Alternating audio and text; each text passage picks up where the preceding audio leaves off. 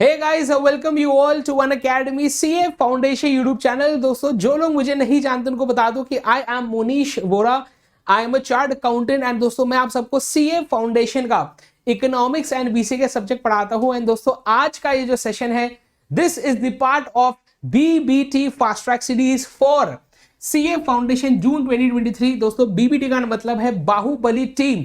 Yes, तो हमारी जो अनअकैडमी की बाहुबली टीम है वो आपके लिए फास्ट ट्रैक सीरीज लेकर आए हैं। इकोनॉमिक्स चैप्टर नंबर 5 हम कवर करने वाले हैं हमारे इस वीडियो में। सीरीज ऑफ लेक्चर्स आएंगे एंड मैं बता दूं, अगर आपने इकोनॉमिक्स का कोई भी चैप्टर पहले नहीं पढ़ा है फिर भी आप इन लेक्चर से हमारे इस चैप्टर को कवर कर सकते हैं। सो इस वीडियो को जरूर पूरा देखें। सो गाइज, वीडियो स्टार्ट करने के पहले मैं आप सबको जरूर बता दूं कि सीए फाउंडेशन दिसंबर 2022 का रिजल्ट एकदम ही जबरदस्त आया था। इसमें जो है हरीद भाटिया, इनको 97 मार्क्स आए हैं इकोनॉमिक्स बीसीके के। ये सब्जेक्ट टॉपर है इंडिया में। इनसे ज्यादा मार्क्स मुझे कहीं भी नहीं दिखे किसी स्टूडेंट के दिसंबर 22 एग्जाम में। ऑब्वियसली इसके पहले चिन्मय फाटक करके थे जिनको जून 2022 में 98 मार्क्स आए थे, वो उन्होंने भी मुझसे ही पढ़ा था। एंड हरीद भाटिया ने मुझसे पढ़ा है दिसंबर 22 में। एंड अनअकैडमी प्लस के जो टॉपर है परनीत कौर, इनको 94 मार्क्स है इकोनॉमिक्स बीसीके में। इन्होंने भी मुझसे ही इकोनॉमिक्स बीसीके कवर किया था। एंड ये सारे स्टूडेंट्स को इतने मार्क्स आए हैं जिन्होंने पूरा का पूरा इकोनॉमिक्स बीसीके मुझसे कवर किया है। इनके अलावा और भी स्टूडेंट्स होंगे जिन्होंने शायद कुछ इकोनॉमिक्स के चैप्टर्स, कुछ बीसीके के चैप्टर्स मुझसे किए होंगे। यहां पे मैंने उन्हीं स्टूडेंट्स का नाम लिया है जिन्होंने पूरा का पूरा इकोनॉमिक्स बीसीके मुझसे पढ़ा है। एंड अब मैं चाहता हूं कि इससे भी जबरदस्त रिजल्ट हमारे जून 2023 एग्जाम में आए। राइट, सो आप क्या कर सकते हैं, हमारे अनअकैडमी प्लस पर भी मंजिल 2.0 बैच चल रहा है। आप इस बैच को ज्वाइन कर सकते हैं हमारे अनअकैडमी प्लस के प्लेटफॉर्म पे। इसमें आपको सारे सब्जेक्ट्स सीए फाउंडेशन के मिल रहे हैं। डिटेल में क्लासेस यहाँ पे चल रही है, ये इसका शेड्यूल है। एंड अगर आप चाहते हैं कि सर हमको सिर्फ आपका इकोनॉमिक्स एंड बीसीके का कोर्स चाहिए, तो दोस्तों ये रहा सब्जेक्ट वाइज सब्सक्रिप्शन अब अनअकैडमी में आया है। सीए फाउंडेशन कोर्स में आप एमवी सर कोड अगर यूज करते हैं तो आपको ये वाला कोर्स अभी 2499 का है। इसमें और डिस्काउंट्स मिल जाएगा अगर आप एमवी सर कोड यूज करते हैं सब्सक्रिप्शन लेते वक्त। Right, so you can subscribe to this course which is, जिसमें इस कोर्स में आपको सिर्फ मेरा इकोनॉमिक्स बीसीके मिलेगा। अगर आप एमबी सर कोड को यूज करते हैं तो आपको डिस्काउंट भी मिल जाएंगे। ठीक है, तो जरूर देखें, ये रिकॉर्डेड बैच आपको मिल सकती है। तो आप अनअकैडमी का प्लस या आइकॉनिक का सब्सक्रिप्शन दोनों में से कोई भी ले सकते हैं। प्लस में एंड आइकॉनिक में आपको फुल एक्सेस मिलता है। इसके लिए आपको सिर्फ इसका अलग से लेना पड़ता है। इसकी लिंक पर डिस्क्रिप्शन बॉक्स में डलवा दूंगा। लेकिन अगर आपको हमारी फुल बैचेस ज्वाइन करनी है तो प्लस या आइकॉनिक का सब्सक्रिप्शन लीजिए। प्लस में आपको PDF notes, live classes, test quizzes मिलेंगे। एंड आइकॉनिक में आपको प्लस के साथ साथ एडिशनल बेनिफिट्स मिलेंगे जैसे 1-to-1 live mentorship, printed books etcetera. तो आप एमवी सा कोड यूज करके सब्सक्राइब कर सकते हैं। मुझे फॉलो कर लेना अनअकैडमी ऐप पे। ये जो फ्री सेशंस ले रहा हूं इसकी लिंक आपको इस यहां पे आपको मिल जाएंगी। यहां पे इस लिंक पे जाना, सीए फाउंडेशन के टैब में जाना, वहां पे आपको हमारे ये क्लासेस जो फ्री क्लासेस यूट्यूब पे ले रहा हूं उसके लेक्चर्स मिल जाएंगे। एंड आप एमवी सा कोड यूज कर सकते हैं फॉर एनी सब्सक्रिप्शंस। चलिए यार, क्लास को स्टार्ट करते हैं। एकदम ही क्विकली मैं आपको एक बार रिवाइज करवा देता हूं कल हमने क्या पढ़ा था। ध्यान देंगे। सबसे पहले बोला था कि बिजनेस साइकिल्स होते क्या है। बिजनेस साइकिल्स होते क्या हमने सबसे पहले पढ़ा था, क्या था, the rhythmic fluctuation in the aggregate economic activity, है ना, over a period of time. इसे बोलते हैं बिजनेस साइकिल या ट्रेड साइकिल। ये कल हो चुका है। नेक्स्ट देन हमने बोला था कि एक ट्रेड साइकिल में दो पीरियड्स होते हैं, period of good trade, period of bad trade. Period of good trade में सब अच्छी चीजें होती हैं जनरली एक्सपांशन स्टेज में। And period of bad trade होता है कॉन्ट्रैक्शन स्टेज, है ना, जिसमें प्रोडक्शन की वैल्यू, जीडीपी की वैल्यू गिरती है, लोगों की इनकम गिरती है, लोगों को जॉब्स नहीं मिलते हैं कॉन्ट्रैक्शन स्टेज में। बोलते हैं कि बिजनेस साइकिल्स बार बार होंगे ही होंगे क्योंकि जिंदगी की यही रीत है। जिंदगी की यही रीत है, हार के बाद ही जीत है। ये तो चलते ही रहेगा, है ना। तो they occur again and again but not always at regular intervals nor they are of the same length. पिछली बार एक्सपांशन स्टेज जब आया तब 6 महीने के लिए रहा था, तो अगली बार भी 6 महीने के लिए रहेगा जरूरी है? जरूरी नहीं है ना। तो पर जरूरी क्या है कि ये साइकिल चलता रहेगा। पहले एक्सपांशन स्टेज आएगा, फिर कभी एक्सपांशन हमेशा चलता रहेगा ऐसा नहीं, कभी ना कभी पीक आएगा, फिर कॉन्ट्रैक्शन आएगा, फिर ट्रफ आएगा, फिर रिकवरी होंगी इकोनॉमी में, वापस से एक्सपांशन, और ये साइकिल चलता रहेगा। ठीक है, तो हमारे यहाँ पे साइकिल में हो क्या रहा है एग्जैक्टली, वापस से सुन लेंगे एग्जैक्टली हो क्या रहा है इसमें हो ये रहा है कि ये बिजनेस साइकिल का कॉन्सेप्ट ऐसा बोलता है कि किसी भी इकोनॉमी में जो value of goods and services produce होते हैं, किसी भी इकोनॉमी में the total value of goods and services produced in a year, इसे बोलते हैं जीडीपी, ग्रॉस डोमेस्टिक प्रोडक्ट। तो किसी भी इकोनॉमी में जीडीपी की जो वैल्यू है वो समय के साथ साथ कभी कभार बढ़ती है, मैक्सिमम पॉइंट तक पहुंचती है, फिर गिरना चालू होती है, फिर मिनिमम पॉइंट तक पहुंचेगी, फिर वापस से बढ़ना चालू होंगी, फिर मैक्सिमम पॉइंट तक पहुंचेगी, फिर गिरेगी। मतलब ये साइकिल चलते रहता है, बस ये है बिजनेस साइकिल्स। ओके, यहां पे फिर इन्होंने क्या बोला है कि पीक पे और ट्रफ पे टर्न मारता है, बिजनेस साइकिल पीक पे ट्रफ पे टर्न मारता है, इसलिए पीक और ट्रफ को हम एक साथ बोल सकते हैं टर्निंग पॉइंट्स। समझ में आ रही बात है? चलो आगे आइए। देन हमने कल एक्सपांशन स्टेज की बात की थी, बोलते हैं एक्सपांशन स्टेज को बूम या अप स्विंग भी बोल सकते हैं। क्या होता है एक्सपांशन स्टेज में, एक बार ध्यान देंगे एक्सपांशन स्टेज में क्या होता है, इसकी बहुत ही जबरदस्त समरी हमने यहाँ पे बनाई है, प्लीज यहाँ पे ध्यान दीजिए। तो एक्सपांशन स्टेज में क्या होता है, बोलते हैं यहाँ पे आपका जो नेशनल आउटपुट है वो इंक्रीज होता है ना, प्रोडक्शन का लेवल बढ़ता है। जब हमारी इकोनॉमी में प्रोडक्शन का लेवल बढ़ते जा रहा है समय के साथ साथ, तो हम बोलते हैं कि हमारी इकोनॉमी एक्सपांशन स्टेज में है ना, और प्रोडक्शन का लेवल बढ़ेगा, ज्यादा value of goods and services बढ़ेंगे, तो क्या होगा, जीडीपी की वैल्यू बढ़ेगी। तो एक्सपांशन स्टेज में production of goods and services बढ़ता है, आउटपुट, नेशनल आउटपुट मतलब हमारे इकोनॉमी में जो लेवल ऑफ आउटपुट है वो बढ़ता है। अच्छा, अब ज्यादा प्रोडक्शन करने के लिए ओनर्स खुद थोड़ी ना करेंगे प्रोडक्शन, तो एम्प्लॉयज को हायर करते हैं और वर्कर्स को हायर करेंगे, तो इसके वजह से एम्प्लॉयमेंट बढ़ता है इकोनॉमी में, ज्यादा लोगों को जॉब्स मिलती हैं। बोलते हैं involuntary unemployment is almost zero, ये कल के क्लास में एक्सप्लेन कर दिया था। आगे, जब लोगों को ज्यादा जॉब्स मिलेंगी तो उनकी इनकम भी बढ़ेगी, मतलब ज्यादा लोग अब पैसा कमा पाएंगे इकोनॉमी में। अब ज्यादा लोग पैसा कमा पाएंगे तो क्या होगा, तो इससे जब लोग पैसा कमाएंगे तो वो चाहेंगे ना कि हम चीजें खरीदें हमारे लिए, तो जब पैसा, लोगों की इनकम बढ़ती है तो अब वो चीजों पे खर्चा भी करते हैं, तो इसके वजह से इकोनॉमी में डिमांड बढ़ेगी, तो demand for all type of goods and services increases. फिर आता है कि इसकी वजह से क्या होगा, जो हमारे फर्म वाले होंगे, प्रोड्यूसर्स जो होंगे, वो कैपिटल गुड्स पे खर्चा करेंगे, मतलब मशीनरीज वगैरह खरीदेंगे एक्स्ट्रा ज्यादा का प्रोडक्शन करने के लिए। जो हाउस होल्ड सेक्टर वाले हैं वो अपने पर्सनल यूज के लिए है ना गुड्स वगैरह खरीदेंगे, उसे बोलते हैं कंज्यूमर गुड्स खरीदना या कंज्यूमर एक्सपेंडिचर करना। ये खर्चा करने के लिए हमें कुछ पैसा हम खुद का यूज करेंगे, पर अब ज्यादा खर्चा करना हो तो हम बोलेंगे एक काम करते ना, बैंक से लोन ले लेते हैं, ईएमआई देते रहेंगे, और वैसे भी हमारी इनकम तो बढ़ रही है तो ईएमआई तो बाद में भी दे सकते हैं, तो बैंक से लोन भी ज्यादा लेंगे इसकी वजह से। अच्छा, फिर क्या होगा कि सेल्स बढ़ेगा, सारे प्रोड्यूसर्स का सेल बढ़ेगा तो प्रॉफिट बढ़ेगा तो कंपनी अच्छा परफॉर्म करेगी, तो लोगों को बाहर से लगेगा अरे वाह, स्टॉक मार्केट में जो कंपनी लिस्टेड है ना वो कितना अच्छा परफॉर्म कर रही है, कितना ज्यादा प्रॉफिट कमाए, चलो इस कंपनी का शेयर खरीदते हैं। तो शेयर के जो कंपनीज लिस्टेड होती है उन, और अगर वो अच्छा परफॉर्म करेंगी तो वो कंपनी के शेयर्स की डिमांड दनादन बढ़ना चालू हो जाती है मार्केट में, है ना। और एक पॉइंट के बाद डिमांड जब सप्लाई को एक्सीड करना चालू करेंगी तो शेयर प्राइसेस भी बढ़ना चालू होते हैं। अब इससे क्या होगा, सेल्स वगैरह बढ़ रहा था और लोन लेगा प्रोड्यूसर, और लोन लेगा प्रोडक्शन करने के लिए, वापस से और प्रोडक्शन बढ़ेगा, देन एम्प्लॉयमेंट बढ़ेगा, इनकम बढ़ेगा, डिमांड बढ़ेगी, खर्चा बढ़ेगा, सेल बढ़ेगा, प्रॉफिट बढ़ेगा, शेयर प्राइस बढ़ेगा, बोलेगा और प्रोडक्शन करते हैं, और ये चलता जाता है। ये कब तक चलता रहेगा एक्सपांशन स्टेज, जब तक हमारे इकोनॉमी में जितने भी रिसोर्सेज हैं वो फुल्ली एम्प्लॉय ना हो जाए।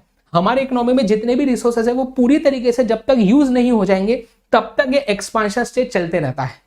And when the production is at maximum possible level, तब तक ये एक्सपांशन स्टेज चलते रहेगा। अच्छा, ये बेटा ये थियरी में लिखना बहुत अच्छा लगता है कि फुल एम्प्लॉयमेंट ऑफ रिसोर्सेज, पर इसको ऐसा मेजर करने का कोई एग्जैक्ट तरीका नहीं होता। मतलब ये थियरी में अभी हम पढ़ रहे हैं, बुक्स में पढ़ रहे हैं कि फुल एम्प्लॉयमेंट ऑफ रिसोर्सेज तक एक्सपांशन चलता है, पर इसका कोई मेट्राइज नहीं है। मतलब इसको हम मेजर कैसे करेंगे कि हर एक इकोनॉमी का रिसोर्स सही में यूज हो चुका है। तो ये बुक्स में पढ़ने के लिए अच्छा लगता है, लेकिन रियल लाइफ में आपको हर चीज को एकदम रियल लाइफ में नहीं लगाना है। तो अब रियल लाइफ में कैसे पता चलेगा, नहीं पता चलता। लेकिन ये थियोरेटिकली ऐसा होता है कि जब तक फुल्ली एम्प्लॉयमेंट नहीं होते रिसोर्सेस तब तक एक्सपांशन स्टेज चलते रहेगा। अब क्या होता है देखिए, धीरे धीरे देखो क्या होता है, आगे बढ़ेंगे। बोलता है, सुनना है ध्यान से, कि जब हमारे इकोनॉमी में जीडीपी का लेवल बढ़ते जा रहा था, जब हमारे इकोनॉमी में जीडीपी का लेवल बढ़ते जा रहा था, बढ़ते जा रहा था, बढ़ते जा रहा था, बढ़ते जा रहा था, लोग प्रोडक्शन ज्यादा कर रहे थे, लोगों का सेल ज्यादा हो रहा था, लोग ज्यादा प्रॉफिट कमा रहे थे। अरे वाह, इसको देख के जो लोग बिजनेस नहीं कर रहे थे ना, उनको भी इच्छा होगी, चलो चलो चलो हम भी बिजनेस करते हैं। समझ रहे हो? जो लोग पहले, कुछ लोग ऑलरेडी बिजनेस कर रहे थे, जो लोग बिजनेस नहीं कर रहे थे ना, उनको भी अच्छा होगी, चलो चलो चलो हम भी बिजनेस करते हैं, क्योंकि इतना प्रॉफिट मिल रहा है। तो क्या होता है कि दनादन दनादन बहुत सारे नए सेलर्स आ जाते हैं मार्केट में, बहुत सारे नए प्रोड्यूसर्स आ जाते हैं मार्केट में। अब सब लोग, फॉर एग्जाम्पल जैसे दे रहा हूं कि क्या बताइए, जैसे कि शर्ट्स, बहुत ज्यादा शर्ट्स बिक रहे हैं, वैसे तो सारे टाइप के गुड्स बिकेंगे ज्यादा, एग्जाम्पल के लिए शर्ट ले रहा हूं, ये शर्ट काफी बिक रहे थे, तो इसको देख के नए सेलर्स आएंगे, बोलेंगे चलो हम भी शर्ट्स का बिजनेस चालू करते हैं, हम भी शर्ट्स बनाएंगे, हम भी शर्ट्स मैन्युफैक्चर करेंगे, हम भी शर्ट्स सेल करेंगे। समझ रहे हो बात? तो ये देख के क्या होगा, बाकी लोग भी बोलेंगे चलो हमको भी करना है। अब क्या होता है, नंबर ऑफ सेलर्स एकदम से मार्केट में बढ़ जाते हैं। Number of sellers expansion stage के लेटर, मतलब एक्सपांशन के लेटर समय में, जैसे देखो ये एक्सपांशन स्टेज चल रहा है, चल रहा है, चल रहा है, चल रहा है, चल रहा है, कहीं ना कहीं यहां पे एक्सपांशन के लेटर स्टेज में यहां पे क्या होगा, नए सेलर्स बहुत ज्यादा बढ़ जाएंगे मार्केट में, है ना, तो न्यू सेलर्स बहुत आ जाएंगे मार्केट में। अब सब लोग बोलेंगे कि हमको भी शर्ट बनाना है, हमको भी शर्ट बनाना है। शर्ट बनाने के लिए लगेगा रॉ मटेरियल, शर्ट बनाने के लिए रॉ मटेरियल लगेगा ना, कपड़ा, क्लॉथ, बटन्स, थ्रेड। अब ज्यादा सेलर्स आ गए, ज्यादा शर्ट बनाने हैं, तो इनपुट की डिमांड भी दनादन बढ़ना चालू हो जाएगी, है ना। शर्ट बनाने के लिए जो इनपुट्स लगते होंगे ना, उसकी डिमांड दनादन बढ़ेगी, इनपुट्स की डिमांड दनादन बढ़ना चालू हो जाएगी, बहुत ही फास्ट रेट से डिमांड बढ़ना चालू हो जाएगी। लेकिन होता क्या है कि जिस रेट से डिमांड बढ़ रही है इनपुट की, वही रेट से सप्लाई नहीं बढ़ पाता है। समझो, सप्लाई तो लिमिटेड होगा पर डिमांड दनादन दनादन दनादन बढ़ रही है। एकदम से बहुत सारे सेलर्स आ गए मार्केट में, मैन्युफैक्चरर्स आ गए कि हमको भी शर्ट बनाना है, तो इनपुट की डिमांड बहुत फास्ट रेट से बढ़ती है, लेकिन सप्लाई उसी तेजी से नहीं बढ़ पाता, जिसके वजह से एक पॉइंट के बाद डिमांड सप्लाई को एक्सीड करना चालू कर देगी। जब भी किसी मार्केट में कोई भी प्रोडक्ट की डिमांड ज्यादा होती है और सप्लाई कम होता है ना, तो सेलर होशियारी मारता है, याद रखना है ना। सेलर क्या बोलता है, अच्छा हमारे पास जो प्रोडक्ट है ना उसको खरीदने वाले बहुत लोग हैं, तो जब कस्टमर आएंगे ना उसको बोलेंगे देख कस्टमर तू ज्यादा पैसा दे रहा क्या, तो तेरे को बेचेंगे, वरना तेरे जैसे पाइली के 50 है, तेरे को नहीं होना ना ज्यादा प्राइस पे, तो जा हम दूसरे को बेचेंगे। तो जब डिमांड सप्लाई से एक्सीड करता है किसी भी चीज का, तो उसके प्राइस पे अपवर्ड प्रेशर आता है। तो इससे क्या होगा, हमारे इनपुट का प्राइस, हमारे इनपुट्स का प्राइस बढ़ना चालू हो जाता है। हमारे इनपुट्स का प्राइस, हाँ, हमारे इनपुट्स का प्राइस बढ़ना चालू हो जाता है। अब क्या होगा, अब राजा अगर इनपुट महंगे होंगे, अगर इनपुट महंगे होंगे मतलब शर्ट बनाने के लिए कपड़ा जो खरीद रहे थे वो महंगा हो गया, हम थ्रेड धागा जो खरीद रहे थे वो महंगा हो गया, बटन्स जो खरीद रहे थे वो महंगे हो गए। तो अगर इनपुट महंगा होगा तो आउटपुट भी तो महंगा होगा। समझ पा रहे हो? अरे शर्ट बनाने का जो सामग्री है, सामग्री महंगी होंगी तो शर्ट भी महंगा हो जाएगा। तो इनपुट प्राइस बढ़ने के वजह से धीरे धीरे जो है आउटपुट भी महंगा होना चालू हो जाता है।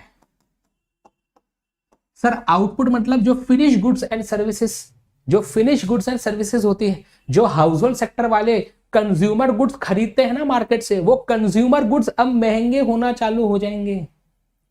अब लोग बोलेंगे कि यार, लोग सोचेंगे कि यार अब तो धीरे धीरे महंगाई बढ़ रही है, चीजें महंगी होते जा रही है। तो एक्सपांशन के लेटर स्टेजेस में ना बेटा इन्फ्लेशन आता ही आता है। समझ रहे हो? इन्फ्लेशन मतलब प्राइसेस का बढ़ना। तो एक्सपांशन के लेटर स्टेजेस में इन्फ्लेशन आता ही आता है, और इस इन्फ्लेशन को हम बोलते हैं बेटा, इस इन्फ्लेशन को हम बोलते हैं क्या बताइए, इस इन्फ्लेशन को क्या बोलेंगे, demand pull inflation. Demand pull inflation क्यों, क्योंकि चीजों की डिमांड बहुत ज्यादा है पर सप्लाई उसका कम है। तो जब एक्सेस डिमांड के वजह से प्राइसेस पे अपवर्ड प्रेशर आता है, इसे बोलते हैं डिमांड पुल इन्फ्लेशन, कि एक्सेस डिमांड जो है ना वो प्राइसेस को ऊपर की तरफ खींच रही है, ऐसा डिमांड पुल इन्फ्लेशन। इस पे एमसीक्यू आता है, इस पे एमसीक्यू आता है कि डिमांड पुल इन्फ्लेशन क्या होता है। तो जब डिमांड सप्लाई से एक्सीड करता है तो एक्सेस डिमांड के वजह से जो प्राइसेस पे अपवर्ड प्रेशर आता है, इसे बोलते हैं डिमांड पुल इन्फ्लेशन होना। ये एमसीक्यू आएगा, ठीक है ना, इतना याद रखेंगे। ओके, अब क्या होगा आप समझिए, हमारे देश में बहुत सी ऐसी जनता है जो सैलरीड है ना, मतलब उनके महीने की एक फिक्स तनख्वाह आती है, एक फिक्स्ड सैलरी आती है, समझ लो। एग्जाम्पल है ना, एग्जाम्पल के लिए समझिए कि समझो अगर कोई एक व्यक्ति है जिसकी मंथली सैलरी है 30,000 रुपए, तो अभी तक क्या हो रहा था, मतलब इस स्टेज में यहाँ पे जब वो यहाँ पे था ना, तब क्या हो रहा था, समझो 30,000 की सैलरी है, उसके महीने का खर्चा होता था 20,000 रुपए, और वो 10,000 रुपए सेव कर पाता था, 10,000 रुपए वो सेव कर पाता था, तो हर महीने 10,000 सेविंग होती थी। बट जब हम यहाँ पे पहुंच जाएंगे ना, यहाँ पे अब चीजें महंगी होना चालू हो चुकी है। अरे चीजें महंगी होती है तो इनकम साथ साथ में नहीं बढ़ पाती। तो जो फिक्स्ड इनकम अर्नर्स, मतलब जो सैलरीड लोग होते हैं, ज्यादातर जनता वही है इंडिया में, तो जो सैलरीड वर्कर्स हैं उनकी इनकम नहीं बढ़ रही, पर वो जो खर्चा कर रहे थे ना, वो खर्चा बढ़ना चालू हो जाता है, समझ रहे हो। तो अब यहां पे क्या होगा, इनकम अभी भी 30,000 आ रही है, लेकिन समझो खर्चा 28,000 का हो गया महीने का। अब आपको तो पता है जैसे ही खर्चा बढ़ता है तो अब क्या होता है, घर पे इलेक्ट्रिक बिल ज्यादा आया है, राशन का बिल ज्यादा आया, तो क्या होगा, हाँ कटौती चालू, समझ मारे, कटौती चालू। भैया हमारे यहाँ तो होता है ना, कटौती चालू, खर्चा ज्यादा हो रहा है तो कटौती तो करनी पड़ेगी ना, है कि नहीं। हाँ, तो अब जो है, जो फिक्स्ड इनकम अर्नर्स थे ना, अब वो रिव्यू करना चालू करते हैं। Consumers begin to review their expenditure. तो अब कंज्यूमर सोचना चालू करते हैं, यार कहां पर हूं मैं अभी इधर हूं, मैं अभी कहां हूं, मैं अभी इधर हूं। सोचना चालू करते हैं, कहां पे यार खर्चा ज्यादा हो रहा है, खर्चा कहां पे ज्यादा हो रहा है यार, जो एक्स्ट्रा का खर्चा है ना, ऐसी अगर कोई चीज है ना जिसके बगैर भी हम जी सकते तो अभी मत खरीदो यार वो सब चीजें, ठीक है ना। हाँ, बेसिक जो खाना वाना है वो तो खरीदेंगे, पर एक्स्ट्रा का खर्चा जहां भी हो रहा होगा ना उसको कम करो। तो धीरे धीरे लोग अब चीजों को खरीदना कम करते हैं धीरे धीरे। मतलब कि यहां पे क्या हो रहा था, बेटा, यहां पे क्या हो रहा था, डिमांड दनादन बढ़ रही थी, डिमांड दनादन बढ़ रही थी। लेकिन यहां पे क्या आके क्या हो जाएगा, अब डिमांड जिस रेट से बढ़ रही थी ना, उस रेट में थोड़ा सा वो रेट जो है ना कम होगा। पहले डिमांड दनादन बढ़ रही थी, लेकिन अब वो जो डिमांड जिस रेट से बढ़ी थी ना धीरे धीरे कम होगी, समझ रहे हो, और पीक का स्टेज आ जाएगा। फील आ रही बात है, चलो पढ़ते हैं अभी इसके बारे में। कितना बढ़िया कॉन्सेप्ट है बताओ, कॉन्सेप्चुअल है ना बहुत। चलिए हाँ, आ जाइए, आ जाओ, ये देखो क्या लिखा है, देखो क्या बोल रहा है वो, बोलता है देखो in the later stages of expansion inputs are difficult to find as they are short of their demand and therefore input prices increases। ये मैंने बता दिया कि इनपुट्स महंगे हो जाएंगे क्योंकि नंबर ऑफ सेलर्स बढ़ेंगे मार्केट में। आगे बोलते हैं इनपुट प्राइसेस बढ़ेंगे तो output prices will also rise, जो फिनिश गुड्स एंड सर्विसेज है वो भी महंगे होंगे, जिसके वजह से इंक्रीज्ड कॉस्ट ऑफ लिविंग। पहले हर महीने 20,000 का खर्चा हो रहा था, अब हर महीने 28,000 का हो रहा है। मतलब जीवन जीने का खर्चा बढ़ गया, कॉस्ट ऑफ लिविंग बढ़ गया, एंड इसके वजह से it will put a greater strain मतलब stress on fixed income earners. तो जो फिक्स्ड इनकम अर्नर्स है उनके ऊपर स्ट्रेस अब बढ़ जाएगा। बोलेंगे यार पहले तो 10,000 हर महीने में बचा सकता था, अब तो 2,000 बच रहे हैं। आगे तो consumers begin to review their consumption expenditure. on housing, durable goods, etc. And actual demand now stagnates. Stagnates मतलब रुक जाती है, थम जाती है. पहले जो डिमांड दनादन बढ़ रही थी, अब वो जो डिमांड बढ़ रही थी ना, वो अब रुक जाएगी, थम जाएगी, ऐसा. और इसलिए पीक स्टेज आता है. So this is the end of expansion and it occurs when economic growth has reached a point where it will stabilize. तो जो ग्रोथ जिस रेट से ग्रो हो रहा था, अब वो स्टेबिलाईज होना चालू हो जाएगा. पहले दनादन बढ़ रहा था, अब स्टेबिलाईज होना चालू हो जाएगा. And then it will move in the reverse direction and start contracting stage, है ना. तो अब क्या हो रहा था, पहले डिमांड दनादन बढ़ रही थी, अब चीजें बहुत महंगी हो गई, तो लोगों ने डिमांड अब धीरे धीरे कम करना चालू कर दी. अब चीजें और महंगी होगी. अब बोलेंगे भैया अब नहीं पुरा रहा, अब डिमांड को कम करो, तो कॉन्ट्रैक्शन स्टेज चालू हो जाएगा इसके बाद. तो ये होता है पीक में. सो देखो क्या है, बोलते हैं ग्रोथ रेट, जो एक्सपांशन का ग्रोथ रेट था ना, it will eventually slow down, है ना. आजीवन हमेशा एक्सपांशन होता ही रहे, ऐसा हो ही नहीं सकता. तो कभी ना कभी एक्सपांशन का growth rate eventually slow down होता है एंड पीक पहुंचता है. बोलते हैं पीक इज द टॉप और the highest point of business cycle. ये एमसीक्यू आता है, इस पे एमसीक्यू आता है कि what is the highest point of business cycle. क्या बोलेंगे, पीक. क्या बात समझ में आ गई. आपको एमसीक्यू आता है कौन से स्टेज में there will be increased cost of living and greater strain on fixed income earners. तो यहां पे इन्होंने एक्चुअली बोला है लेटर स्टेजेस ऑफ एक्सपांशन. तो आप बोलेंगे एक्सपांशन के ही लेटर स्टेजेस में ऐसा होता है कि कॉस्ट ऑफ लिविंग अब बढ़ जाती है. बस ठीक है, बढ़े आगे. नेक्स्ट आगे बढ़ेगा बेटा. तो पीक खत्म, आ जाओ अब बढ़ते हैं आगे. अब हम आते हैं धीरे धीरे क्या आएगा, कॉन्ट्रैक्शन. अब देखो कॉन्ट्रैक्शन में तो आपको और मजा आएगा. ध्यान दीजिए. बोलते हैं कॉन्ट्रैक्शन को हम डाउन स्विंग या रिसेशन भी बोलते हैं, क्योंकि यहाँ पे डाउन स्विंग, अब जीडीपी नीचे की तरफ जा रही है ना, कम हो रही है, इसलिए. तो डाउन स्विंग या रिसेशन, है ना. रिसेशन क्या है बाद में बताऊंगा, कॉन्ट्रैक्शन से थोड़ा सा अलग होता है रिसेशन. तो क्या है बताऊंगा बाद में, धैर्य रखिए, ठीक है. आइए बढ़ते आगे, है ना. देखो अभी तक आपने मेरे साथ काफी सेशंस देख लिए होंगे. अब तो आपको विश्वास आ गया होगा कि एमबी सर जब बताएंगे तो सभी बताते हैं, कोई पॉइंट मैं लीव करूंगा ही नहीं. अब विश्वास रखें, तो धैर्य रखेंगे. जब भी कोई नई चीज एकदम से आती है तो मुझे पता है कि वो बताना बचा है तो मैं बताऊंगा, पर वो सही समय पे बताना पड़ता है, इसलिए धैर्य रखें, सब चीज बताएंगे. चलो वापस आएंगे. तो बोलते हैं अब क्या होता है ना, कॉन्ट्रैक्शन स्टेज जब आता है, तो अब मुझे एक बात बताओ कि एक्सपांशन स्टेज में क्या हो रहा था, डिमांड बढ़ते जा रही थी, और जैसे जैसे डिमांड बढ़ रही थी ना, तो जो प्रोड्यूसर्स हैं, जो प्रोडक्शन करते हैं गुड सर्विसेज का, वो तो अभी इसी मूड में है कि वाह क्या डिमांड बढ़ रही है, वाह कि अभी तो दनादन सेल बढ़ेगा, चलो दनादन प्रोडक्शन करते हैं. तो एक्सपांशन स्टेज में जब थे ना, तो प्रोड्यूसर्स का मूड ऐसा था कि दनादन प्रोडक्शन करते, और वो प्रोडक्शन करते जा रहे हैं. अब जब कॉन्ट्रैक्शन स्टेज की शुरुआत होंगी, जब डिमांड गिरना चालू होंगी, तो एकदम से थोड़ी ना पता चलेगा. अरे ऐसा क्या प्रोड्यूसर को मैसेज आएगा क्या, हाँ, from government of India, contraction stage has just started, please control your production. ऐसा होता है क्या, ऐसा मोबाइल में मैसेज थोड़ी ना आएगा.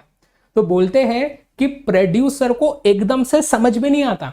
इकोनॉमी के जो प्रोड्यूसर्स है ना, जब कॉन्ट्रैक्शन स्टेज चालू होता है ना, तो एकदम से समझ में नहीं आता प्रोड्यूसर्स को कि कॉन्ट्रैक्शन चालू हो चुका है. वो तो अपने वही मूड में है कि दनादन प्रोडक्शन करो. समझ पा रहे हो क्या बोल रहा हूं, ऐसा. तो देखो क्या लिखा है, बोलते हैं कि producers do not instantaneously recognise the pulse of the economy that contraction is coming. हमको उसको पता ही नहीं चलता कि कॉन्ट्रैक्शन आ चुका है और आगे डिमांड कम होने वाली है ना. एंड दे कीप एंटिसिपेटिंग, वो अपने मूड में है कि भैया आगे भी डिमांड, अभी तक डिमांड बढ़ रही थी, आगे भी बढ़ेंगी, धनाधन प्रोडक्शन करते रहो. तो दे मेंटेन देयर इन्वेस्टमेंट, बिजनेस में जितना पैसा लगा के रखा है लगा के रखते हैं, कहा करो धनाधन प्रोडक्शन करो. फिर क्या होता है, धीरे धीरे इसका कॉन्सिक्वेंस क्या होता है कि डिमांड तो अब गिरना चालू हो चुकी है, मार्केट में, और ये लोग प्रोड्यूसर्स धनाधन प्रोडक्शन कर रहे हैं और मार्केट में सप्लाई कर रहे हैं. अब सप्लाई बढ़ते जा रहा है और डिमांड गिरते जा रहा है. सप्लाई बढ़ते जा रहा है, डिमांड गिरते जा रहा है, तो सप्लाई और डिमांड के बीच में मिसमैच। अब क्या हो रहा है, सप्लाई बढ़ते जा रहा है, डिमांड गिरते जा रहा है, धीरे धीरे धीरे धीरे सप्लाई जो है वो डिमांड को एक्सीड करना चालू कर देता है।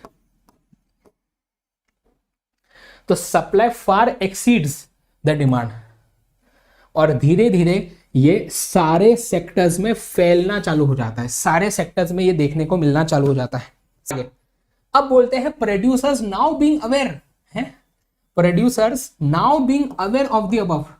अब दिमाग की बत्ती जलती है, अब प्रोड्यूसर को समझ में आता है यार ये क्या कर दिया, ये तो हमने ज्यादा का प्रोडक्शन करके रखा है, कब से माल पड़ा है वहां पे दुकान में, कब से स्टॉक पड़ा है दुकान में, वो बिक ही नहीं रहा है, कोई खरीदने ही नहीं आ रहा है, ऐसा क्यों हो रहा है।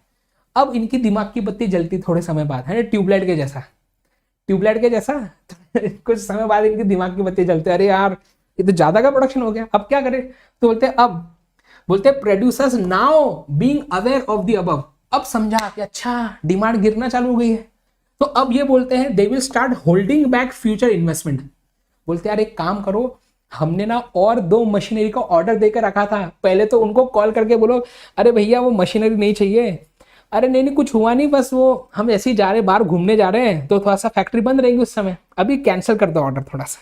तो क्या करेंगे बताओ कि जो फ्यूचर इन्वेस्टमेंट प्लान्स होंगे ना उसको होल्ड बैक, मतलब उसको कैंसिल कर देंगे अभी। समझ रहे हो क्या बोल रहा हूं।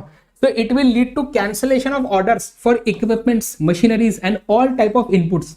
लेबरर्स को भी बोलेंगे, वो सोचेंगे प्रोड्यूसर यार हमने तो एक्सपांशन स्टेज में जब दनादन डिमांड बढ़ रही थी हमने तो 200 लेबरर को अपॉइंट कर लिया, अब तो इतने लेबरर की जरूरत भी नहीं है, फालतू में उनको हर महीने वेजेस देने पड़ रहे हैं, सैलरी देनी पड़ रही है, एक काम करो कुछ लोगों को जॉब से निकालो। तो लेबरर्स को भी फिर जॉब से निकाला जाता है कॉन्ट्रैक्शन स्टेज में, तो यहाँ पे एम्प्लॉयमेंट गिरता है, कम होता है, अनएम्प्लॉयमेंट बढ़ता है, मतलब बेरोजगारी बढ़ती है, लोगों को जॉब से निकाला जाता है। इसके वजह से क्या होगा, इसके वजह से क्या होगा, बोलते देखो समझो मैं शर्ट बनाने वाला हूं, है ना, मैं शर्ट मैन्युफैक्चरर हूं, तो शर्ट बनाने के लिए मुझे क्लॉथ लगेगा, थ्रेड लगेगा, बटन्स और भी चीजें लगेंगी, हम ये 3 चीज लेते हैं, ठीक है, हाँ तो ये चीजें लगेंगी। अब मैंने क्या बोला कि मैंने तो ऑलरेडी ज्यादा शर्ट बना के रखा है, तो अभी जो एक्स्ट्रा का मैं और क्लॉथ वगैरह खरीदने वाला था ऑर्डर कैंसिल कर दूंगा।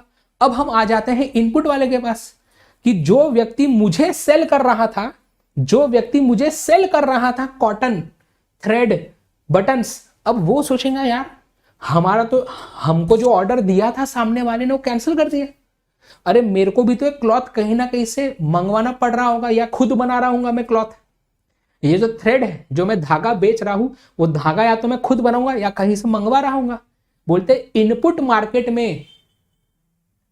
मार्केट में जो सेलर है ना उसके तो ऑर्डर सारे कैंसिल हो गए, क्योंकि जो मैन्युफैक्चरर थे उन्होंने बोला कि अब नहीं हो, अब इनपुट नहीं होना, तो इनपुट मार्केट वाले बोलेंगे अरे यार हमारा तो ऑर्डर कैंसिल हो गए।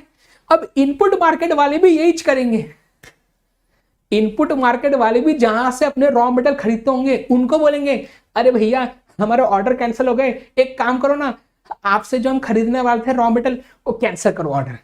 तो ये चलता, आप समझ रहे हो, ये पूरा चेन चलता जाएगा। पहले आउटपुट मार्केट में ऑर्डर सारे कैंसिल हो रहे हैं, इनपुट मार्केट में भी होगा और ये चेन चलता जाएगा। समझ पा रहे हो क्या बोल रहा हूं। तो मास लेवल पे ऑर्डर्स कैंसिल होंगे, है ना, क्योंकि डिमांड गिर रही है चीजों की। समझ पा रहे हो। तो देखो this in turn will generate chain of reactions in the input markets also and producers of capital goods. बोले जो लोग रॉ मटेरियल, जो लोग मशीनरीज, कैपिटल गुड्स बनाते थे ना, वो भी क्या करेंगे, वो भी कैंसिल करेंगे अपने ऑर्डर्स। मतलब उनको भी रॉ मटेरियल जहां से मिल रहा था ना उसको बोलेंगे अब रहने दो भैया हमारा ऑर्डर कैंसिल हो गया यहाँ पे, है ना। And this is the beginning of recession. ठीक है ना। आप ध्यान देंगे, ध्यान देंगे क्या लिखा है देखो। बोलते हैं decline of aggregate economic activity over a period of time. ये लाइन बहुत इंपॉर्टेंट है। Decline of aggregate economic activity over a period of time is called as recession, है ना। बोलते हैं देखो कॉन्ट्रैक्शन क्या है, जब हमारे इकोनॉमी में जीडीपी की वैल्यू गिरती है, ये कॉन्ट्रैक्शन। और जब ये कॉन्ट्रैक्शन का स्टेज जब ये कॉन्ट्रैक्शन का स्टेज दो या उससे ज्यादा क्वार्टर तक कंटिन्यूअसली चलते रहता है तो हम बोलते हैं कि इकोनॉमी रिसेशन में आ गई। क्या बोला? जब हमारा कॉन्ट्रैक्शन का स्टेज 2 क्वार्टर या उससे ज्यादा समय तक चलते रहता है तो हम बोलते हैं कि अब हमारी इकोनॉमी रिसेशन में आ चुकी है। समझ रहे हो? तो कॉन्ट्रैक्शन और रिसेशन में क्या फर्क है? कॉन्ट्रैक्शन मतलब जीडीपी की वैल्यू कम होना, और जब कॉन्ट्रैक्शन का स्टेज 2 क्वार्टर या उससे ज्यादा समय तक चलते रहेगा तब हम बोलते हैं कि इकोनॉमी रिसेशन में आ गई है। बात समझ पा रहे हो मैं क्या बोल रहा हूं? हाँ, राइट। तो ये एमसीक्यू बात है, ठीक है। अच्छा, दूसरी बात, क्वार्टर मतलब है ना, एक क्वार्टर मतलब क्या है? इस पे तो क्या वीडियो वायरल हो गया था ना। क्वार्टर मतलब क्या बताइए, है ना, 3 महीने। एक क्वार्टर में आता है 3 महीने। मतलब कि जब कॉन्ट्रैक्शन का स्टेज कंटिन्यूअसली 2 क्वार्टर मतलब 6 महीने तक अगर कॉन्ट्रैक्शन का स्टेज चलते रहेगा और कॉन्ट्रैक्शन हो रहा है उसके बाद, तब हम बोलते हैं कि इकोनॉमी रिसेशन में आ चुकी है। समझ रहे हो ना बात? अब ध्यान दीजिए, अब ध्यान दीजिए इधर। हाँ, तो अब यहाँ पे ध्यान देंगे तो क्या हुआ बताइए, प्लीज देखिए। तो बोलते हैं, सुनना, अगर एमसीक्यू में सिर्फ इतना लिखा है decline of aggregate economic activity is called as, तो बोलेंगे कॉन्ट्रैक्शन। लेकिन अगर ऐसा लिखा है decline of aggregate economic activity over a period of time, मतलब एग्रीगेट इकोनॉमिक एक्टिविटी एक लंबे अरसे तक गिर रही है, तो फिर आंसर होगा रिसेशन। क्या बात समझ में आ रही है मैं क्या बोल रहा हूं? तो इंस्टीट्यूट ने इसका आंसर आपके स्टडी मटेरियल में गलत दिया है। इंस्टीट्यूट ने पुराने स्टडी मटेरियल में करेक्ट आंसर दिया था, अभी उसको गलत कर दिया फिर से। तो याद रखेंगे, जब ऐसा बोला decline in aggregate economic activity in an economy is called as, तो बोलेंगे कॉन्ट्रैक्शन। पर decline in aggregate economic activity over a period of time तो बोलेंगे रिसेशन। समझ पा रहे हो क्या बोल रहा हूं? हाँ, और ये मैं लाइव बोल रहा हूं क्योंकि मैं जो बोल रहा हूं, है ना, मैं जो बोल रहा हूं ये लॉजिकली करेक्ट चीज है। समझ रहे हो? तो इंस्टीट्यूट ने गलत आंसर दिया है वो बुक में आपके, उन्होंने यही एमसीक्यू पूछा है decline in aggregate economic activity over a period of time, उसमें कॉन्ट्रैक्शन को टिक मारते हैं वो, जो कि गलत है, वो रिसेशन होना चाहिए। ठीक है ना, चलो बढ़ते आगे, नेक्स्ट आगे अगली बात। और ये चीज आप ऑनलाइन भी वेरीफाई भी कर सकते हो कहीं और से, यही कॉन्सेप्ट है क्योंकि। चलो बढ़ते आगे आगे नेक्स्ट। अब क्या हो रहा है देखें, धीरे धीरे जो है इनपुट की डिमांड डिक्रीज होगी, धीरे धीरे बोलते हैं इनपुट डिमांड हमारे डिक्रीज होगी, जिससे इनपुट प्राइसेस गिरना चालू हो जाएंगे। अब लोगों को इनपुट ज्यादा चाहिए ही नहीं, अरे जब मुझे प्रोडक्शन करना ही नहीं है, मुझे ज्यादा शर्ट बनानी नहीं है, तो क्लॉथ लेके करूं क्या है, क्लॉथ लेके क्या करूंगा? तो बोलते हैं अब मेरे को रॉ मटेरियल इनपुट चाहिए ही नहीं। तो इनपुट की डिमांड जब गिरती है ना मार्केट में, अब इनपुट बेचने वाले बोलेंगे यार हमसे तो ज्यादा कोई खरीद ही नहीं रहा है, हमारे प्रोडक्ट्स तो ज्यादा बिक ही नहीं रहे, कोई इनपुट खरीदने को तैयार ही नहीं है, हैं? तो इनपुट सेलर्स जो थे, जो इनपुट्स बेचते थे, वो बोलेंगे अच्छा सुनो ना, अरे आउटपुट सेलर सुनो तो सही, मैन्युफैक्चर सुनो ना, अरे कम प्राइस पे ले लो, बस आपको डिस्काउंट देते हैं हम। तो जब इनपुट की डिमांड गिरेंगी ना तो इनपुट प्राइसेस भी गिरना चालू हो जाएंगे। समझ रहे हो बात क्या बोल रहा हूं?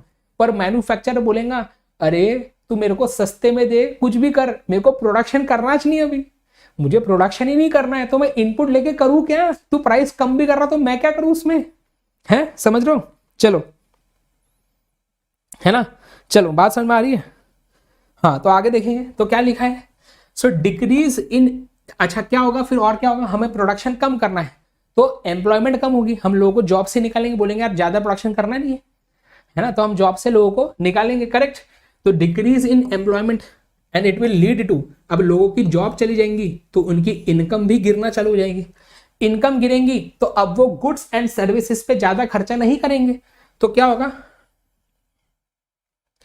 अच्छा इनकम गिरेंगी ना, आगे देखो उसको यहां पे उन्होंने किया, रुको और एक चीज देखो यहाँ पे और क्या हो रहा है कि एम्प्लॉयमेंट गिरेगा तो इनकम गिरेंगे, पहली बात। दूसरी बात, अब जो प्रोड्यूसर्स थे, मतलब जो शर्ट बेचने वाला था, वो भी बोलेंगे अरे कस्टमर सुनो ना, मैं डिस्काउंट देता ना तुमको, मैं डिस्काउंट देता, ले लो यार, हाँ ले लो शर्ट्स वगैरह। तो अब ये बोलेंगे अरे यार हमारी इनकम इतनी कम है, कहाँ से खरीदेंगे, हमको अभी नहीं चाहिए। और बहुत ही शाने, है ना, बहुत ही शाने होते हैं। कौन बताओ? कस्टमर्स। उनको मालूम है, कस्टमर को मालूम है क्या, कॉन्ट्रैक्शन स्टेज अभी चल रहा है, प्रोड्यूसर्स डिस्काउंट पे दे रहा है, अच्छा मतलब इसको जरूरत है हमारी। तो कस्टमर क्या बोलते मालूम है क्या? अभी नहीं खरीदेंगे, और रुको थोड़ा सा, और जरा सा रुको, आगे और प्राइस कम होगी तब देखेंगे ना। तो देखो, producers lower their prices. Producers चाहते हैं कि प्रोडक्ट बिके, है ना, जितना स्टॉक पड़ा है उसको कैसे तो भी डिस्पोज ऑफ करे, है ना, बेच डाले। तो producers lower their prices to dispose of inventory, but consumers expect further decrease. है, कंज्यूमर एक्सपेक्ट करते यार और प्राइस गिरेंगे ना फिर खरीदेंगे, अभी नहीं खरीदते, गिरने दो ना प्राइस, अरे और गिरने तो दो पहले, है ना। तो ये अपने परचेसेस को पोस्टपोन करते हैं। इसके वजह से एग्रीगेट डिमांड इकोनॉमी में गिरना चालू हो जाती है ना, गिरना और गिरना चालू हो जाती है। And there is a gap between demand and supply, है ना, मतलब डिमांड दनादन गिरते जा रहा है। अब देखो, इनिशियली सप्लाई यहाँ पे बढ़ रहा था और डिमांड गिर रहा था। अब लोगों ने सप्लाई को रोक दिया, मतलब एक पॉइंट के बाद अब वो ज्यादा प्रोडक्शन कर ही नहीं रहे, तो सप्लाई एक जगह पे रुका है पर डिमांड गिरते जा रही ना, और इसलिए डिमांड और सप्लाई के बीच का मिसमैच और बढ़ता है, दोनों के बीच का गैप बढ़ता है। और डिमांड जो है चूंकि कम होते जा रही है, इसलिए डिमांड सप्लाई से और कम होते जाएगी। And the gap between demand and supply gets widened and recession becomes severe. अब रिसेशन और सीवियर और ज्यादा खतरनाक हो जाएगा ऐसा। फिर धीरे धीरे जो बिजनेस फर्म्स हैं वो पेसिमिस्टिक हो जाते हैं, फ्यूचर के बारे में नेगेटिव सोचना चालू कर देते हैं, है ना। ऐसा होता है ना, अभी आजकल हमारे एमसीक्यू क्लास में जब कोई बच्चा आता है उसके मार्क्स अच्छे नहीं आए, अब वो पेसिमिस्टिक हो जाता है, फ्यूचर के बारे में नेगेटिव सोचेंगे, अरे यार हमसे तो अभी क्वेश्चन सॉल्व करना नहीं, जो मेरे आगे क्या होगा कुछ समझ में नहीं आ रहा। इसको बोलते हैं पेसिमिस्टिक सोचना, नेगेटिव सोचना फ्यूचर के बारे में। लेकिन कुछ ऐसे स्टूडेंट्स होते हैं जो ऐसा सोचते हैं, अरे वाह अभी हमसे गलती होगी क्या एमसीक्यू क्लास में, बढ़िया बात है, अगर अभी गलती हो रही है क्लासेस में तो अच्छा है ना, कौन से पॉइंट्स पे हमें मेहनत करने की जरूरत है वो हमें पता चल गए, अब उन पॉइंट्स पे हम मेहनत करेंगे और एग्जाम में वो गलती वापस नहीं दोहराएंगे। ये हो गया पॉजिटिव सोचना। समझ पा रहे हो दोनों में फर्क? तो एक होता है पेसिमिस्टिक सोचना, एक होता है ऑप्टिमिस्टिक सोचना, ठीक है ना, ध्यान देंगे। हाँ तो अब ध्यान देंगे, देखो क्या लिखा है। तो बोलते हैं कि बिजनेस फर्म्स बिकम पेसिमिस्टिक, तो बिजनेस फर्म तो पेसिमिस्टिक हो ही जाते हैं, उनको लगता है यार अभी जो हमारा जो प्रोडक्ट्स नहीं बिक रहे, आगे क्या बिकेंगे यार, हैं, तो नेगेटिव हो जाते हैं फ्यूचर के बारे में। बोलते हैं यार एक काम करते हैं, हमने जितना इन्वेस्टमेंट करके रखा है ना बिजनेस में और कम करो, है ना, प्रोडक्शन एम्प्लॉयमेंट को और कम करेंगे, इसको और कम करेंगे आगे। फिर बैंक क्रेडिट डिक्रीजेस, अरे भैया जब प्रोडक्शन करना चाहिए तो अब मैं बैंक से लोन काय कर लूं प्रोडक्शन करने के लिए, है, अब मुझे मशीनरी खरीदनी नहीं है, ज्यादा लेवल का प्रोडक्शन करना ही नहीं है, बैंक वाले तू बार बार कॉल मत कर, हमको लोन होना ही नहीं अभी, तो bank loans, bank rate decrease होते हैं। इन्वेस्टर का confidence is at its lowest and stock prices begin to fall. Stock market में जो कंपनीज लिस्टेड होंगी उनका अब सेल गिर रहा, प्रॉफिट गिर रहा, बोलेंगे यार एक कंपनी के शेयर को बेचो है, तो दनादन लोग क्या करेंगे, कंपनी के शेयर को बेचना चालू कर देंगे। अब डिमांड कोई खरीदने आ ही नहीं रहा और दनादन सब बेच रहे हैं, तो प्राइसेस पे डाउनवर्ड प्रेशर आता है, स्टॉक मार्केट में प्राइसेस गिरेंगी शेयर की। तो ये कहां होता है, कॉन्ट्रैक्शन में। चलिए बात समझ में आ गई। चलो अब आगे बढ़ते हैं, नेक्स्ट इधर आइए, हाँ इधर आइए। चलिए अब अच्छा एक बच्चा पूछ रहा था सर तो फिर इधर हम करें क्या, ये कि decline in aggregate economic activity over a period of time आए तो रिसेशन को टिक मारना चाहिए। तो मैं तो कॉन्सेप्चुअली यही पढ़ाता हूं, मैं एग्जाम देता तो मैं तो रिसेशन को टिक मारता। अब बाकी आप अब याद कर लो आपको जो करना है, मेरे हिसाब से इसमें रिसेशन को टिक मारना चाहिए, पर अगर क्वेश्चन में ये वाला शब्द नहीं लिखा है तो फिर कॉन्ट्रैक्शन को टिक मारेंगे। तो decline of aggregate economic activity, contraction, over a period of time तो रिसेशन। ये मेरे हिसाब से आंसर होना चाहिए, बाकी आपकी मर्जी है, ठीक है। मैं रहता तो मैं रिसेशन को टिक मारता, ठीक है। चलो बढ़ते आगे नेक्स्ट। अब आइए इधर, चलो अगली बात देखेंगे। नेक्स्ट बात आती है बेटा ट्रफ, है ना। तो अब ट्रफ का मतलब क्या है, इसका दूसरा नाम होता है डिप्रेशन वाला स्टेज, ध्यान देंगे। चलो बोलते हैं सीवियर जब कॉन्ट्रैक्शन का स्टेज सीवियर हो जाता है ना, बहुत ज्यादा सीरियस हो जाता है, बहुत लंबे समय से कॉन्ट्रैक्शन स्टेज चल रहा है, अब धीरे धीरे कॉन्ट्रैक्शन का रिसेशन, और रिसेशन भी जब सीवियर होगा तो अब आता है फाइनली डिप्रेशन, मतलब लोएस्ट फेज, इकोनॉमी का लोएस्ट फेज है ना। So it pushes the economy into the phase of depression. क्या होता है देखिए, बोलते हैं यहां पे ग्रोथ रेट आपकी नेगेटिव हो जाती है। पहले तो ग्रोथ रेट है ना, पहले ग्रोथ रेट बढ़ते जा रही थी, मतलब पहले इकोनॉमी में आपका ग्रोथ रेट क्या था, 2%, फिर 3% हुआ, फिर 4% हुआ, फिर जब कॉन्ट्रैक्शन स्टेज आता है तो फिर आपका गिरना चालू होता है जीडीपी, फिर 3% से ग्रो होगा, 2% से होगा, 1% से होगा। अब डिप्रेशन में क्या होगा, यहां पे तो नेगेटिव ही हो जाएगा, ग्रोथ रेट ही नेगेटिव है, मतलब गिर रही है पूरी जीडीपी अब, है ना ऐसा, मतलब कॉन्ट्रैक्शन में भी हो रही थी पर अब ग्रोथ रेट ही नेगेटिव हो चुकी है ऐसा। And national income and expenditure declines rapidly, दनादन नेशनल इनकम, लोग जो इनकम कमा रहे इकोनॉमी में गिर रहा है, लोग इनकम कम कमाएंगे तो खर्चा भी कम करेंगे ऐसा। आगे बोलते हैं एग्रीगेट डिमांड, ध्यान देंगे, बोलते हैं aggregate demand decreases and prices are at lowest, तो चीजों की प्राइस एकदम लोएस्ट पे हो जाती है। कुछ फर्म सोचते हैं कि यार इतने कम प्राइसेस में तो हम हमारे प्रोडक्ट को कैसे बेचेंगे, अगर बेचा भी तो हमको भी लॉसेस होंगे, इतने कम प्राइसेस अब हो चुके चीजों के। तो कुछ फर्म सोचेंगे छोड़ो यार, इतने टाइम से अब बैठे हैं, हम प्रोडक्ट्स को बेचना चाहते हैं, प्राइसेस इतने कम हो चुके हैं, अब बेचेंगे भी तो भी लॉसेस होंगे, छोड़ो जान दो यार, बिजनेस को बंद कर देते हैं। तो कुछ ऐसे फर्म, सारे नहीं, कुछ ऐसे फर्म्स होते हैं जो फोर्स हो जाते हैं शट डाउन करने के लिए, बंद कर देते हैं business. It leads to mounting unemployment, धनादन बेरोजगारी बहुत बढ़ती है कंट्री में, है ना डिप्रेशन के समय, विच leaves consumer with very little income, तो लोगों के पास इनकम बहुत कम बचती है इस समय। आगे अब क्या होता है ना कि मुझे पता है कि मैं कितना ज्यादा डिटेल में जा रहा हूं, मैं हर एक शब्दों पे फोकस करता हूं, एम्फसाइज करवाता हूं।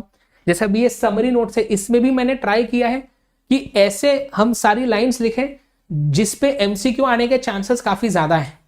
तो मैं ये बहुत पहले से, अगर कोई मेरा बहुत पहले का भी देखेगा ना, इकोनॉमिक्स चैप्टर 5 का वीडियो है ना, बिजनेस साइकिल, बहुत पहले का भी अगर आप वीडियो देखो ना, उस समय पे भी मैंने इस लाइन पे एम्फसाइज करवाया था कि ये typical feature of depression is fall in interest rates. उस समय पे मैंने बोला था कि याद रखेंगे कि a typical feature of depression is fall in interest rates. ये मैं मार्क करवाता था बच्चों को 2020 से, तो 2020 से ये मैं मार्क करवाता था बच्चों को, आज तक एमसीक्यू आया नहीं था पर आ सकता है ऐसा, ऐसा बोल के मार्क करवाता था। और पिछले के पिछले एग्जाम में ही इस पे एमसीक्यू आया था कि typical feature of dash is fall in interest rates, है ना। एग्जाम में तो मॉक टेस्ट पेपर में शायद कुछ आया था, लेकिन इंस्टीट्यूट ने फाइनली इस पे एमसीक्यू पूछ लिया। तो याद रखेंगे a typical feature of depression इस क्या बताइए, फॉल इन इंटरेस्ट रेट्स। याद रखेंगे इस पे एमसीक्यू आता है, typical feature of dash is fall in interest rates. याद रखेंगे डिप्रेशन का ये फीचर होता है। अच्छा, इंटरेस्ट रेट्स का गिरने का मतलब क्या है, बैंक वाले कॉन्ट्रैक्शन के स्टेज में कोई बैंक वालों को देख भी नहीं रहा था, हमको लोन नहीं होना, कॉल नहीं करना इसके बाद, है ना, दनादन कॉल करते ना बैंक वाले लोन के लिए, अब बेटा कॉल करना ही नहीं, अभी हमको लोन होना ही नहीं।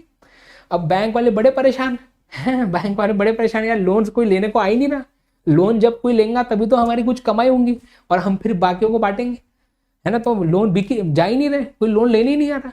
अब बैंक वाले लोगों को अट्रैक्ट करने के लिए, है ना, अपने इंटरेस्ट रेट्स को कम करते हैं फाइनली डिप्रेशन में, कि यार एक काम करते हैं, हम ना पहले बिजनेस लोन 10% पे दे रहे थे, चलो अब 8% पे ले लो यार, पर लोन ले लो हमसे यार, हम कम रेट में दे रहे लोन, फिर भी है, फिर भी लोग क्या करते हैं, नहीं लेते, बोलते डिस्पाइट, है ना, despite lower interest rates demand for credit declines. बोलते भले ही इंटरेस्ट रेट कम हो जाए पर हम लोन लेके करेंगे क्या, जब प्रोडक्शन करेंगे तो लोग खरीदने भी आने चाहिए ना चीजें, है ना। So despite lower interest rate demand for credit declines because investors confidence has now fallen. तो जो लोग बिजनेस कर रहे थे उनका, जो लोग बिजनेस में पैसा इन्वेस्ट कर रहे थे, अब उनका कॉन्फिडेंस पूरा गिर चुका, भैया बिजनेस फालतू में लोन लेंगे चलेगा नहीं तो काय को करना ऐसा, है ना। इट में also lead to possible banking और फाइनेंशियल क्राइसिस। ये बहुत जबरदस्त चीज है, आपको मजा आएगा सुन के, है ना। बैंकिंग क्राइसिस या फाइनेंशियल क्राइसिस क्या है, सुनेंगे ध्यान से। इधर आओ, इधर आओ, सुनेंगे, हाँ ध्यान से सुनेंगे। बैंकिंग क्राइसिस क्या होता है सुनिए, बहुत ही जबरदस्त चीज है। तो देखो बैंक वाले क्या करते हैं, बैंक वाले क्या करते हैं, मैं थोड़ा सा फास्ट में बता रहा हूं कि लोगों से पैसा लेंगे डिपॉजिट पे, है ना, तो current account, saving account, fix deposit खुलवाएंगे लोगों से, और यही वाला पैसा बाद में लोगों को लोन पे बांटेंगे, बिजनेस ऑर्गेनाइजेशंस को, इंडिविजुअल्स को लोन पे पैसा बांटेंगे, है ना। अब जब हम लोग पैसा डिपॉजिट करते बैंक में, तो बैंक वाले को कुछ ना कुछ हमको इंटरेस्ट देना पड़ता है, इंटरेस्ट पे करना पड़ेगा, समझो देना पड़ता है 4%। और जब सामने ये लोन बांटेगा तो सामने वाले से इंटरेस्ट वसूलेगा, तो बैंक वाले को समझो इंटरेस्ट रिसीव हो रहा है समझो 9% का, तो यहां से 9% लिया, देना 4% है, तो बैंक वाले की इनकम हो जाएगी 5% की, है ना, इसकी इनकम हो जाएगी 5% की, इसे बोलते हैं इंटरेस्ट इनकम, यही बैंक की मेजर इनकम होती है। अब क्या हो रहा है कि समझो लोगों ने यहां पे जो पैसा डिपॉजिट किया बैंक में, बैंक वाले ने वो लोन पे बांट दिया।